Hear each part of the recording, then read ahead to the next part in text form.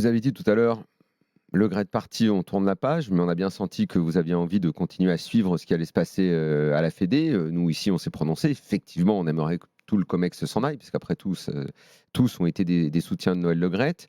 À terme, des changements de gouvernance, mais nous, on se demande qui pourrait bien être le futur président. Parce qu'après une telle crise, il faut une personnalité forte. Et si c'est pour que ce soit quelqu'un qui était anciennement dans le COMEX qui prenne la présidence, j'ai pas l'impression que ça enverrait un message très positif. Alors forcément, peut-être très naïvement, nous on a avancé des noms. Et parmi ces noms, il y a une personne que vous avez reçue, qui est une grande figure de l'histoire de notre sport, qui est Michel Platini. Je ne sais pas, quand vous l'avez reçu début février, si vous lui avez proposé, ou en tout cas si vous lui avez dit si ça t'intéresserait, Michel, d'être président de la 3F. Est-ce que ça ne serait pas une bonne chose que vous interveniez pour proposer et dire, étant donné la crise qu'on traverse, il nous faut une grande personnalité pour remettre tout ça d'aplomb. Il a dirigé l'UEFA, il serait évidemment compétent, ce serait une bonne chose qu'il y aille.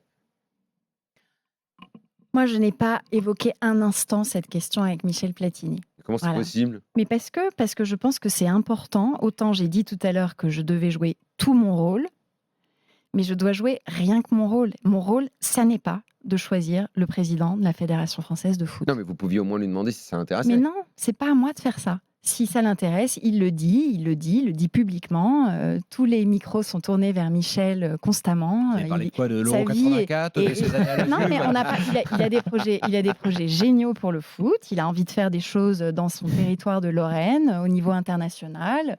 On a débriefé de la Coupe du Monde du Qatar, de l'équipe de France.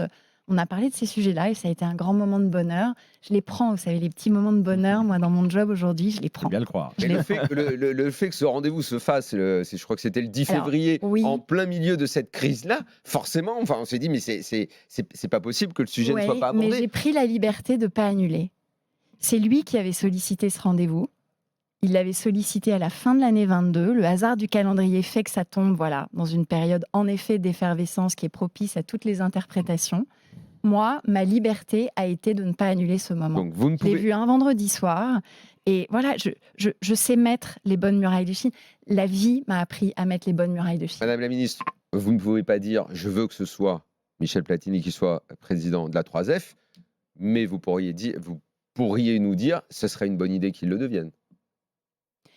Non. Je vais pas rentrer dans vous savez, président de son fan club en face de vous. Je sais bien, mais non. Voilà, c'est un immense champion, c'est une légende, c'est un homme extrêmement attachant. Moi, je veux dire, j'ai passé 40 minutes, j'ai ressenti des choses cet attachement à Michel, je l'ai ressenti. Je garde un lien, un contact, c'est important. Et on a même parlé de tennis à la fin. Il m'a raconté qu'il avait un passing de revers désastreux. Je lui ai dit que moi aussi, mais que c'était pas très grave. Donc non, voilà. Vous savez, il y a des personnalités.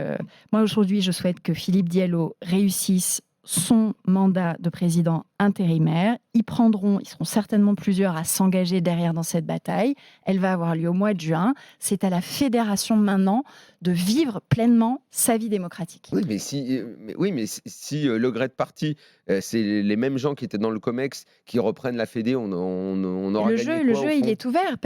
Personne n'empêche, rien n'empêche qui que ce soit de présenter sa candidature.